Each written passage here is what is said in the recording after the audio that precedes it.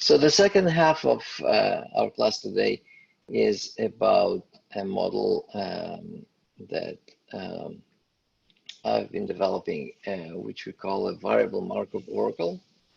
The examples that we have seen from improvisation, and hopefully if time allows, I can also demonstrate something from a software live, but let me go kind of through the slides. So what is the variable Markov oracle? So the idea is that we have an audio signal, an audio stream. We extract some features, so whatever that is. It actually, one of the difficulties with the VMO is that you have to define which features you're using. So let's say in this case, these were like mel frequency capture coefficients. And once you do that, you want to move on and find the structure or the temporal sequence. So what we do is, again, we build the automaton. So it kind of resembles the idea of hidden Markov model because we have a finite state automaton that is built on top. But instead of using the statistical formulations like the EM to train, we use a string matching algorithm again. So kind of like this idea of cheating machine learning by using existing algorithms from information theory. So we use a factor oracle string matching, but we want to apply this to audio signals. And the problem is that you need, in some sense, to find this kind of a hidden or latent representations. We need to decide which features belong to which state or how features are similar or not. So we use a threshold to compute when the sequences are different from each other. So a lot of similarities, but essentially, the math and the idea is turns out to be quite different from hidden Markov model. I mean, you can talk to me, if you're interested in the similarities and the differences. We can actually kind of show that some aspects are similar and some aspects are different. So, and the idea of variable Markov will come from that.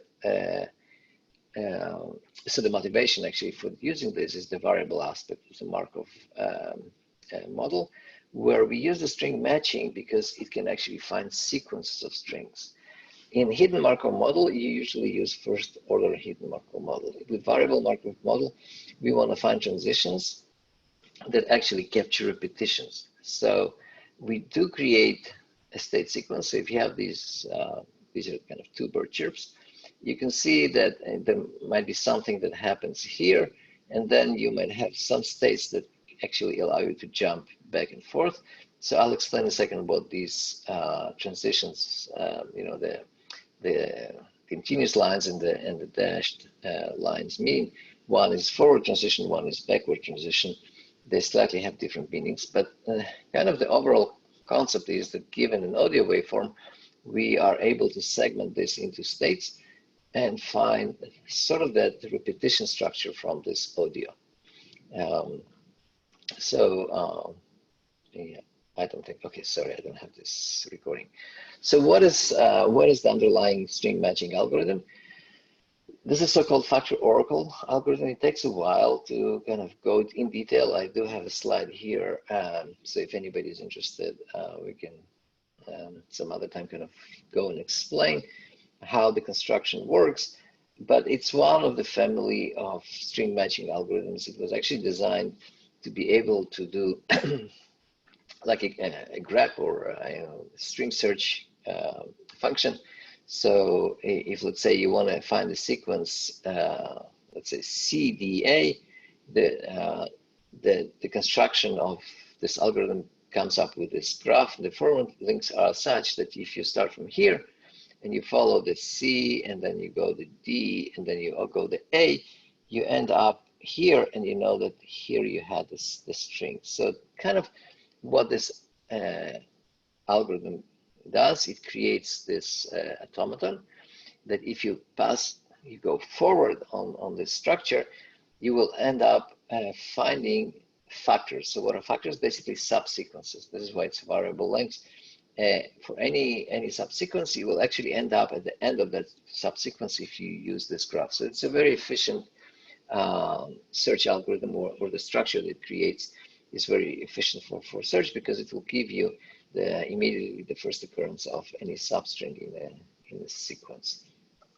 Now, as during the construction of the forward links, there is this kind of auxiliary result, but we actually use this a lot, and this is the main thing that we use in generative purposes, are these dotted lines or the arrows that go back, which are called suffix links. So as you've seen, what we found here when we search forward, we found basically the place where our query or our input that we're looking for, the CDA, ended. So for every state, what happens before, they're called suffixes. So while this algorithm is running, or when you construct this graph on the sequence, we actually create the suffix links, and these suffix links show you the repetitions that happen. So you can see that here the ABC, okay, also repeats here. So the end of this ABC reoccurs here, although here it's you have a longer sequence, you have DABC,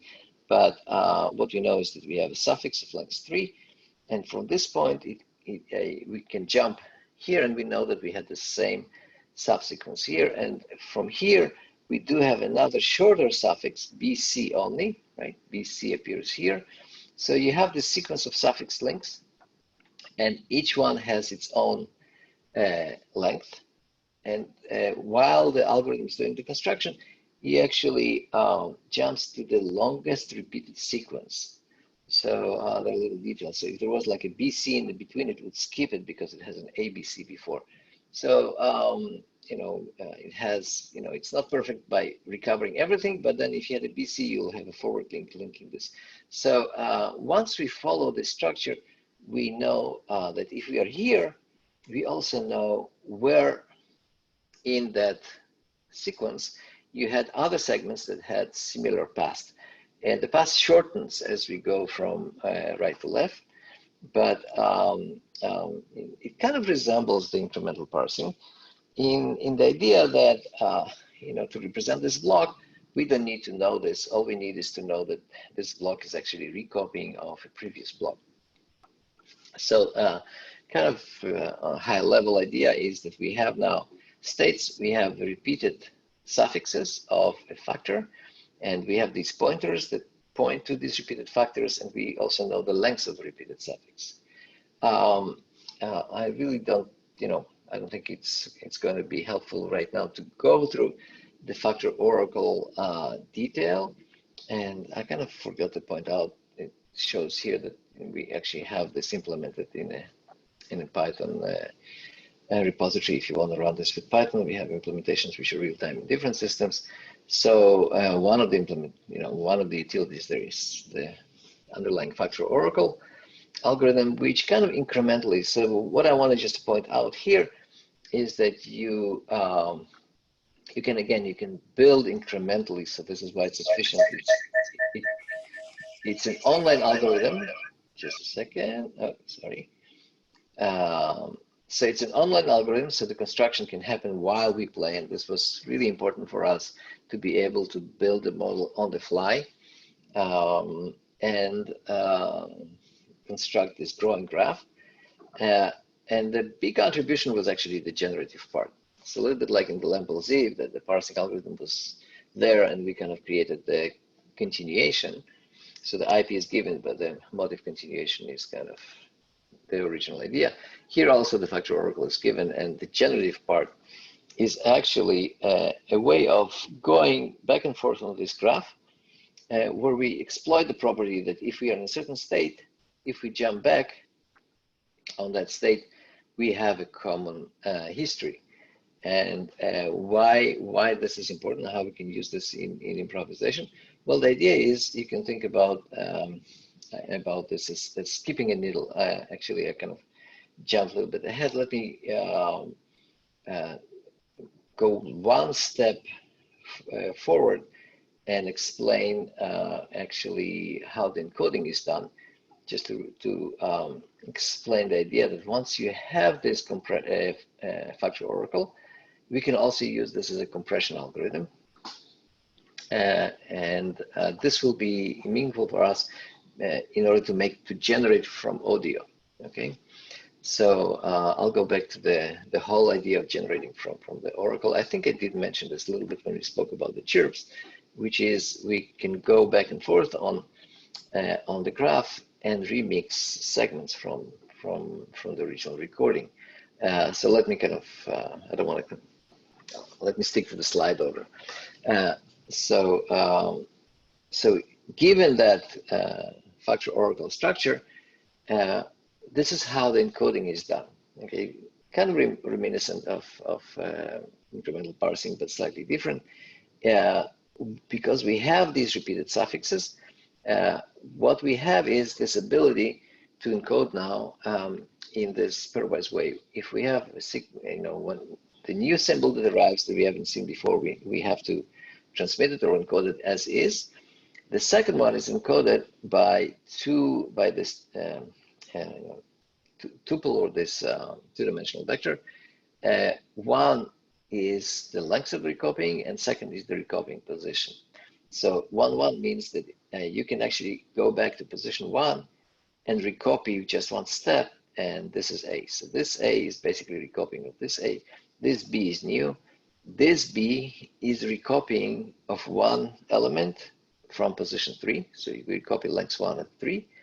And here suddenly we have a very efficient representation that captures the repetition, and it actually does this much faster than Lamp-Ziv that has to do this asymptotically because of this incremental parsing. Here the parsing kind of overlaps. So what we have here, actually you can see that this whole sequence A, B, B, A, B, B, A, B could be recopied from here. And actually the recopying can be done as we generate. So you can see that if we go back to position 2, right, and we start recopying at length 8, even though we don't have 8 yet, but as we recopy A, B, B, right, we keep on generating, and then the A, B is recopied here, and then we're already here, and we can keep on recopying, so it kind of recopies itself. We now encode this whole block just by these two numbers. So this whole string, and again, maybe because maybe because it's short, it doesn't seem as a great saving, because encoding this with bits and encoding this with numbers eventually might require more bits. But you can see that the longer we extended the higher alphabet, we actually get a more efficient, this is more compact representation. So so now let's talk a little bit about how we use this to, how we apply this idea of compression and so-called information dynamics that I mentioned before to use the factor oracle algorithm to generate from audio. So here comes a big difference between audio of the way we use this and let's say some other applications that try to generate, let's say, from the features like we have seen from the HMM. You would actually generate notes randomly and have the sound from the hidden states. Here we basically use a so-called concatenative approach. And I mentioned concatenative is one of the ways of doing speech synthesis. So this is a concatenative idea for improvisation. In our hidden states, which are here, they're basically segments of the audio waveform, but you can think about them as labels. We don't really want to generate, we don't really regenerate, we don't have kind of either LPC model or some FFT partial information here that will then be inverted with, let's say, the Griffith-Lim or some other wavenet. I mean, we actually don't generate, we keep the original waveform. It doesn't mean that this has to be done this way. I mean, there is a lot of room here to improve this and actually have a generative model for each segment, but think about this just as an indexing part. So what this graph does, actually it shows you that now you can keep on generating these chirps as long as you wish by going back and forth on the waveform. So this is kind of if you want to find a parallel in visual domains, you can think about this as texture. You take a little snapshot of a grass and now you tile this all over the place. So here we have a snapshot of a chirp or this bird call with 2 chirps. And now we want to use this to generate a very long sequence of these chirps. So how would you do this? You would basically recopy parts of the audio, and then maybe if you get here, you can kind of jump here, and then maybe you can jump all the way to this segment. And from this segment, you can either continue recopying 3, but then you can all the way go back.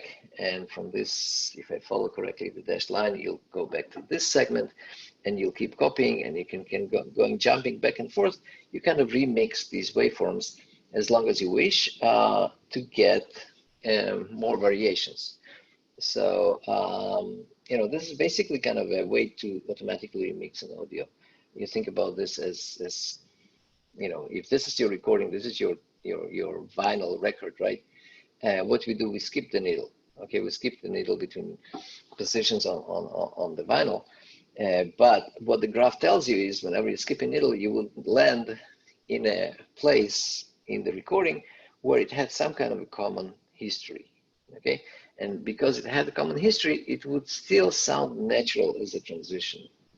And of course, we can control how much of a common past is between these transitions by controlling the LRS, the longest repeated suffix. So having said that, now we want to use this for audio, as I've shown before, but we don't know really how to translate this audio into a sequence, because Factor Oracle works on a sequence, on a discrete sequence. So this is why we do symbolization of audio features. We actually need to figure out how we cluster, or how we cut or aggregate similar audio features into one state. A little bit like what the HMM does by creating these hidden states, but you know, I think this can be also understood on its own as an independent concept. So, so what we do, we set a threshold for similarity between each frame, and then we construct the Factor Oracle at that threshold level, which means for every threshold level, we have basically very different audio oracle, and then we can have this idea that, you know, the optimal representation should be something that has most information dynamics. And how we define information dynamics is actually the mutual information between your present sample and the past. Okay, and by definitions of mutual information, it's the uncertainty of your current frame minus the uncertainty of your current frame given the past. And the mutual information between X and Y, in this case, X is a current frame and Y is kind of the sequence. So this is the same idea when we calculated the this becomes the entropy rate. So the entropy minus the entropy rate. And this is the measure that we want to use. And again, we kind of exploit here the idea from compression or information theory, that, you know, given that this is a compression, we can approximate this by running the compror, the Oracle compression encoding scheme, and really measure the number of bits that this Oracle compression scheme ends up with given the sequence. If we don't use the compression algorithm, we can encode every symbol independently. So this entropy will be just a log of the size of the alphabet. So here we have kind of for free this trick that allows us now to change the threshold. For every threshold, we get different alphabet and we get different compression. And then we kind of go and search through all possible thresholds, and we see which one has most information dynamics or which one has the best compression gain. I mean, that's maybe information dynamics is kind of a term that came from some of the musical research that was done. But engineering-wise, I think compression gain is kind of a more common term. So you look at for which threshold you actually get this structure that is most informative in terms of, you know, how much the past tells about the future. So we do basically model selection, or we find, or we end up using an oracle that has the highest compression gain. So here are the examples of VMO with very low threshold, very high threshold, and I'll explain in a second, and the optimal threshold. And this was done on a recording, on an actual recording of a musical piece. So what that means, if we have a very low threshold, which means we are very sensitive to any change in audio, every frame will be different. Now, because every frame will be different, starting from the beginning, I said, like, it allows you, the forward links allow you to jump to a new frame. So since every frame is different, it actually indexed separately. This kind of the number of edges going from the first 0 state is kind of effectively the size of your alphabet. This is in how many little segmentation clusters you divide your audio. If you have a very high threshold, then basically the whole sequence becomes the same. You totally ignore any variation in your features. And then if you look at the suffix links, they point to the longest repeated suffix. So on the bottom, what you see is that every frame is same as the previous frame, So once you see this looping structure going back, you understand that everything here is the same, except for maybe the last frame was different. And this is where you get like transitions to that last frame. But if you cut it, you will just have dark here and everything else is the same. So, so this is not an interesting structure because you want to remix this one. There is not much remixing. You can just randomly choose every frame. Or here, you also don't have much sense of remixing because you know, it doesn't tell you, you'll be just kind of stuck in loops. So the optimal threshold gives you this type of analysis. And once we have that, we basically, if you want to say like graphically, we slap this on top of the recording itself. So you have a waveform here, which corresponds to this recording. And this is a guideline of how to remix the recording to generate variations. Well, that's the original piece. So, you know, I'll skip that. But kind of visually, you can see that, you know, an interesting graph means there are some interesting repetitions, some segments that tend to repeat, some segments that tend to repeat on a farther distance from each other. So maybe something happening here is similar to something happening here, something happening here similar to what happened here, and so on. So besides the fact that now we can remix a recording, we can also query this with another sequence. And the idea is that, let's say now we want to find some approximate reconstruction of another sound or another sequence ABC with this graph. So slightly different from actually searching for ABC by going A, B, and C and landing here, because now all the A's and B's and C's are approximate. We also use this sort of an emission probability approach, saying that A, you know, whatever the sound that comes here, that sound vector that we think is an A, but just for the sake of the explanation, I not think this is A. It might be similar to this A, to the next A, and the last A. And just as a little note, I didn't explain, but the way it's constructed is that the observations are in the transitions, okay? So the A could be this, oh, sorry, could be state 1, can be state transition to 5, transition to 9. And let's say that the best matching one is here, okay? So we actually think that, you know, this is the best point to match our first frame. Then we move to the next frame. We know that we can either move forward or we use all the suffix links from here and we can check this candidate, we can check this candidate, and because this one has a forward transition, we can also check this candidate. So it gives us kind of very efficient search for the next possible frame. And then when we have C, and let's say we selected now the best candidate to be here. So now then after we arrived here, so we were here, we moved from here to here. Now from the next B, C, we follow the forward link and we end up here. So it kind of remixes, you know, that this audio, if you wish, given a query, by always finding the most, you know, the most likely frame, but also following the graph, so you know that there is some sort of sense of continuity, because this is how it actually builds this this whole notion of the factor oracle, the forward and the backward links. So it allows us not only to randomize this, we can actually navigate this from a query. So here are a few examples, and I think I will end with this. So there are two options here, okay? There are two oracles built. We have a solo and we have an accompaniment.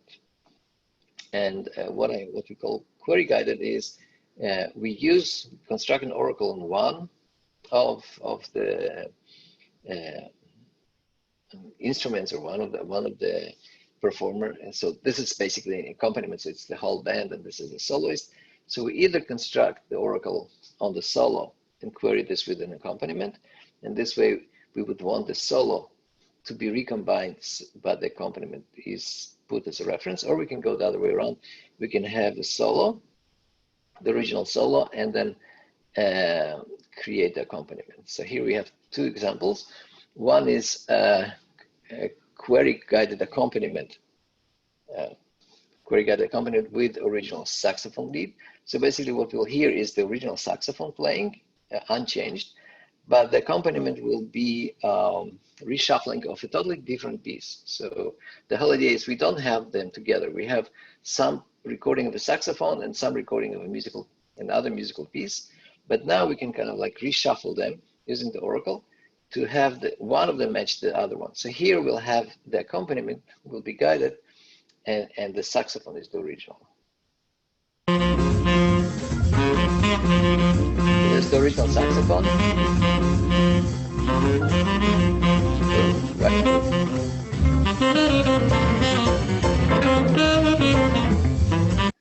For some reason, it doesn't play because one should be on the left channel, one on the right channel. So that's the original saxophone. Let me see. I saw that these recordings work, but I don't hear the accompaniment. Let me see if we can now.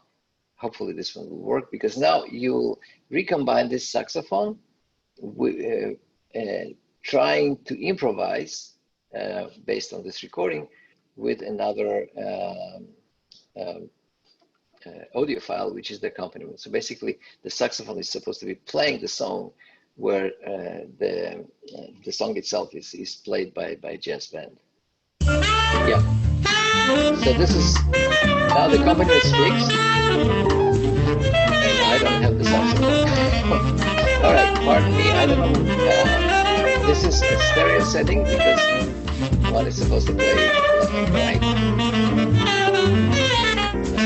Let me disconnect my headphones and see, maybe something about the sharing of audio doesn't work here. If not, I will find a way to correct this later. Just one quick attempt.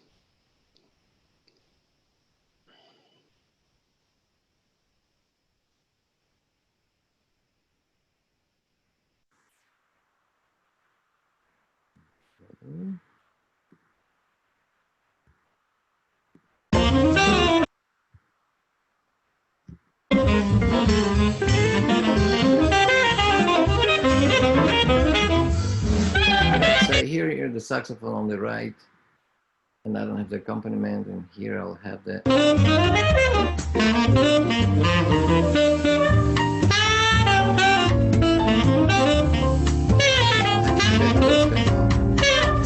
my apologies. All right, so the highlight, or the highlight of this whole presentation, I cannot convince you that it actually works because you cannot hear the examples, but I'll fix that and maybe just post this slide separately on YouTube. Yeah, so that kind of pretty much completes the section about using the variable Markov oracle, and I'll take questions.